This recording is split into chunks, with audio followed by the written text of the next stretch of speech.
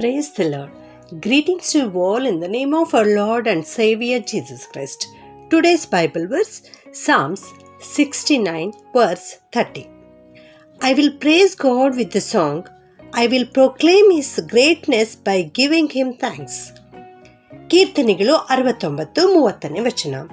ನಾನು ಸಂಕೀರ್ತಿಸುತ್ತಾ ದೇವರ ನಾಮವನ್ನು ಕೊಂಡಾಡುವೆನು, ಕೃತಜ್ಞತಾ ಸ್ತುತಿಯಿಂದ ಘನಪಡಿಸುವೆನು. ಇಲ್ಲಿ ಅರಸನಾದ ದಾವೀದನು ದೇವರನ್ನು ಹೇಗೆ ಸಂತೋಷಗೊಳಿಸಬೇಕು ಎನ್ನುವಂಥದ್ದನ್ನು ತಿಳಿದುಕೊಂಡಿದ್ದನು. ಇಲ್ಲಿ ದೇವರಿಗೆ ಸ್ತುತಿ ಸ್ತೋತ್ರ ಮಾಡುವುದರ ಮೂಲಕ ನಾನು ಕರ್ತನನ್ನು ಸಂತೋಷಪಡಿಸಬಹುದು ಎಂಬುದಾಗಿ ಅವನು ತಿಳಿದುಕೊಂಡಿದ್ದಾನೆ. 31ನೇ ವಚನದಲ್ಲಿ ನಾವು ನೋಡ್ತೇವೆ, ದೇವರಿಗೆ ಕೃತಜ್ಞತಾ ಸ್ತುತಿಯನ್ನು ಸಲ್ಲಿಸುವಂಥದ್ದು ಆತನಿಗೆ ಬಹಳ ಪ್ರಿಯವಾದದ್ದು ಎಂಬುದಾಗಿ ಹೇಳುತ್ತಾನೆ. ಅದು ಯಾವುದಕ್ಕೆ ಹೋಲಿಕೆಯಾಗಿದೆ ಅಂದರೆ, ಎಳೆ ಹೋರಿ ಕರುಗಳ ಯಜ್ಞ ಮಾಡಿದರೆ ದೇವರಿಗೆ ಯಾವ ರೀತಿಯಲ್ಲಿ ಸಂತೋಷವಾಗ್ತದೆಯೋ ಆ ರೀತಿಯಲ್ಲಿ ನಾವು ಕರ್ತನನ್ನು ಸ್ತುತಿಸುವಾಗ ಅಷ್ಟು ಸಂತೋಷವಾಗುತ್ತದೆ. ಅದು ದೇವರಿಗೆ ಬಹು ಪ್ರಿಯವಾದದ್ದು ಎನ್ನುವಂಥ ಮಾತನ್ನು ಇಲ್ಲಿ ಕೀರ್ತನೆಗಾರನಾದ ದಾವೀದನು ನಮಗೆ ತಿಳಿಸಿಕೊಡ್ತಾ ಇದ್ದಾನೆ. ಪ್ರಿಯರೇ, ಹೌದು, ದೇವರಿಗೆ ಮೆಚ್ಚುಗೆಯಾದದ್ದು ಯಾವುದು ಎಂಬುದಾಗಿ ನಾವು ತಿಳಿದುಕೊಳ್ಳೋಣ. ಅದು ಕೇವಲ ಸ್ತುತಿಯಾಗಿದೆ. ಪ್ರಿಯರೇ, ಯಾರು ಆತನನ್ನು ಸ್ತುತಿಸುತ್ತಾರೋ ಅವರು ಕರ್ತನನ್ನು ಮೆಚ್ಚಿಸುವಂಥವರಾಗಿದ್ದಾರೆ. ದೇವರಿಗೆ ಚಿನ್ನವಾಗಲಿ ಬೆಳ್ಳಿಯಾಗಲಿ ಯಾವುದೂ ಆತನಿಗೆ ಇಷ್ಟ ಬರುವುದಿಲ್ಲ, ಅದ್ಯಾವುದೂ ಆತನಿಗೆ ಬೇಕಾಗಿಲ್ಲ. ಆದರೆ ದೇವರು ಮನುಷ್ಯರಿಂದ ಬಯಸುವಂಥದ್ದು, ಮನುಷ್ಯರಿಂದ ಎದುರು ನೋಡುವಂಥದ್ದು ಕೇವಲ ಸ್ತುತಿ ಯಜ್ಞವಾಗಿದೆ. ಪ್ರಿಯರೇ, ಯಾವ ಮಕ್ಕಳು ನನ್ನನ್ನು ಸ್ತುತಿಸ್ತಾರೋ ಎಂಬುದಾಗಿ ದೇವರು ನಮ್ಮನ್ನು ನೋಡುತ್ತಾ ಇರುತ್ತಾರೆ. ಆದ್ದರಿಂದ ನಾವು ಆತನಿಗೆ ಮಹಿಮೆ ಪಡಿಸಬೇಕು, ನಾವು ಆತನಿಗೆ ಸ್ತುತಿಸಬೇಕು, ನಾವು ಕರ್ತನನ್ನು ಆರಾಧಿಸುವಂಥವರಾಗಿರಬೇಕು.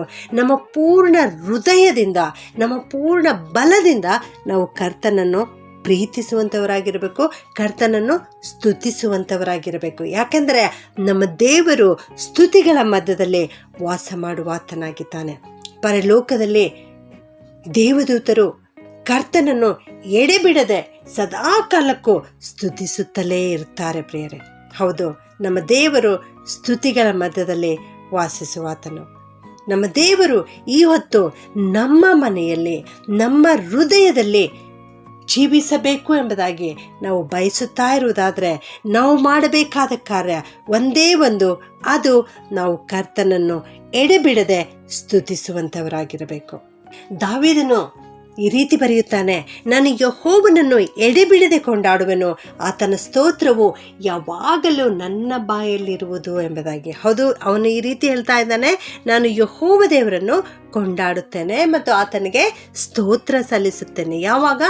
ಯಾವಾಗಲೂ ಸದಾ ಕಾಲಕ್ಕೂ ನನ್ನ ಬಾಯಲ್ಲಿ ಕೇವಲ ಕರ್ತನ ಸ್ತುತಿ ಇರುವುದು ಎನ್ನುವಂಥ ಮಾತನ್ನು ಹೇಳ್ತಾ ಇದ್ದಾನೆ. ಹೌದು ನನ್ನ ಪ್ರಿಯ ದೇವಜನರೇ, ನಾವು ಕೂಡ ಯಾವಾಗಲೂ ಕರ್ತನನ್ನು ಸ್ತುತಿಸುವಂಥವರಾಗಿರಬೇಕು. ನಮ್ಮ ಬಾಯಿಯಿಂದ ಕೇವಲ ಸ್ತುತಿ ಪದಗಳು ಹೊರಬರುವಂಥವುಗಳಾಗಿರಬೇಕು. ಆಗ ನಮ್ಮ ಕರ್ತನು ನಮ್ಮನ್ನು ಮೆಚ್ಚುವಾತನಾಗಿದ್ದಾನೆ. ಮತ್ತಾಯ 26:30 ನಾವು ನೋಡ್ತೇವೆ, ನಮ್ಮ ಯೇಸು ಸ್ವಾಮಿ ತನ್ನ ಶಿಷ್ಯರೊಂದಿಗೆ ಸೇರಿ ಕಡೆರಾತ್ರಿ ಭೋಜನ ಮಾಡಿದರು. ಅದಾದ ಮೇಲೆ ಬಳಿಕ ಅವರು ಕೀರ್ತನೆಯನ್ನು ಹಾಡಿದರು ಎಂಬುದಾಗಿ ನಾವು ನೋಡ್ತೇವೆ. ನಮ್ಮ ಯೇಸು ಸ್ವಾಮಿ ಲೋಕದಲ್ಲಿರುವಾಗ ಕೀರ್ತನೆಯನ್ನು ಹಾಡಿ ದೇವರನ್ನು ಮೆಚ್ಚಿಸುವಂಥವರಾಗಿದ್ದರು. ಇಲ್ಲಿ ದಾವೀದನ ಬಗ್ಗೆ ನಾವು ನೋಡ್ತಾ ಇದ್ದೇವೆ, ಅವನು ದಿನಕ್ಕೆ 7 ಸಾರಿ ಕರ್ತನನ್ನು ಸ್ತುತಿಸುತ್ತಾ ಇದ್ದನು, 3 ಸಾರಿ ಕರ್ತನಿಗೆ ಮೊರೆ ಇಡುತ್ತಾ ಇದ್ದನು. ಅವನು ರಾಜನಾಗಿದ್ದನು, ಆದರೂ ಕೂಡ ದೇವರಿಗಾಗಿ ಸಮಯವನ್ನು ಮಾಡಿಕೊಂಡು 7 ಸಾರಿ ಕೊಂಡಾಡಿ 3 ಸಾರಿ ಕರ್ತನಿಗೆ ಮೊರೆ ಇಡ್ತಾ ಇದ್ದನು. ನಾವು ಕೂಡ ಕರ್ತನು ನಮಗೆ ಕೊಟ್ಟಿರೋ ಸಮಯವನ್ನು ವ್ಯರ್ಥವಾಗಿ ಕಳೆಯದೆ ಕರ್ತನಿಗಾಗಿ ನಾವು ಅದನ್ನು ಉಪಯೋಗಿಸಿಕೊಳ್ಳಬೇಕು. ಕರ್ತನನ್ನು ನಾವು ಕೊಂಡಾಡುವಂಥವರಾಗಿರಬೇಕು. ಆಗ ನಮ್ಮ ಜೀವಿತದಲ್ಲಿ ಯಾವ ಸಮಸ್ಯೆಗಳು ಬಂದರೂ ಕೂಡ ದೇವರು ಅವುಗಳನ್ನು ಹೋಗಲಾಡಿಸುತ್ತಾರೆ. ನಿಮ್ಮ ಜೀವಿತದಲ್ಲಿ ದೇವರಿಗೆ ಸ್ತುತಿಯಜ್ಞವನ್ನು ಸಮರ್ಪಿಸುವಾಗ ಕರ್ತನನ್ನು ನಿಮ್ಮ ಪೂರ್ಣ ಹೃದಯದಿಂದ, ನಿಮ್ಮ ಪೂರ್ಣ ಬಲದಿಂದ ಸ್ತುತಿಸುವಾಗ ಕರ್ತನ ಪ್ರಸನ್ನತೆ ನಿಮ್ಮ ಮಧ್ಯದಲ್ಲಿ ಇಳಿದು ಬರುತ್ತದೆ. ಎರಿಕೋವಿನ ಕೋಟೆಯಂತಹ ಸಮಸ್ಯೆ ನಿಮಗುಂಟಾದರೂ ಕೂಡ ಅವೆಲ್ಲವೂ ನಾಶವಾಗುವಂತೆ ದೇವರು ಮಾಡ್ತಾರೆ. ಆ ಎಲ್ಲ ಶತ್ರುವಿನ ಕೋಟೆ ದೇವರು ಬೀಳಿಸಿ ಬಿಡ್ತಾರೆ. ಆದುದರಿಂದ ನನ್ನ ಪ್ರಿಯ ದೇವಜನರೇ, ಇಂದಿನಿಂದಲೇ ಎಲ್ಲ ಸಮಯದಲ್ಲಿಯೂ ಕರ್ತನನ್ನು ಸ್ತುತಿಸುವಂಥವರಾಗಿರ್ರಿ. ಪ್ರಾರ್ಥನೆ ಮಾಡಿಕೊಳ್ಳೋಣ. ಪರಿಶುದ್ಧನಾದ ನಮ್ಮ ಪರಲೋಕದ ತಂದೆಯಾದ ದೇವರೇ, ನಿಮಗೆ ಸ್ತೋತ್ರ ಉಂಟಾಗಲಿ ಕರ್ತನೆ. ಇಂದು ಅರಸನಾದ ದಾವೀದನ ಮೂಲಕವಾಗಿ ನೀವು ನಮಗೆ ಕೊಟ್ಟಿರುವಂಥ ಈ ವಾಕ್ಯಕ್ಕಾಗಿ ವಂದಿಸ್ತೇವೆ ಕರ್ತನೆ. ಕೃತಜ್ಞತಾ ಸ್ತುತಿಯಿಂದ ನಿಮ್ಮನ್ನು ಘನಪಡಿಸುವಂಥದ್ದು ದೇವರೇ, ನಿಮ್ಮ ನಾಮವನ್ನು ಕೊಂಡಾಡುವಂಥದ್ದು ಅದು ನಿಮಗೆ ಬಹು ಪ್ರಿಯವಾಗಿದೆ ಎನ್ನುವಂಥ ವಾಕ್ಯವನ್ನು ಇವತ್ತು ನಮಗೆ ಕಲಿಸಿಕೊಟ್ಟದಕ್ಕಾಗಿ ನಿಮ್ಮನ್ನು ಕೊಂಡಾಡುತ್ತೇವೆ ಕರ್ತನೆ. ಅಪ್ಪ, ಈ ವಾಕ್ಯ ಕೇಳಿಸಿಕೊಳ್ಳುತ್ತಿರುವ ನಮ್ಮೆಲ್ಲರನ್ನ ಆಶೀರ್ವಾದ ಮಾಡು ಸ್ವಾಮಿ. ಅಪ್ಪ, ನಾವೆಲ್ಲರೂ ಇಂದಿನಿಂದಲೇ ನಿನಗೆ ಸ್ತುತಿ ಸ್ತೋತ್ರವನ್ನು ಸಲ್ಲಿಸುವಂಥವರಾಗಲಿಕ್ಕಾಗುವಂತೆ ಕೃಪೆ ಮಾಡುದೇವ.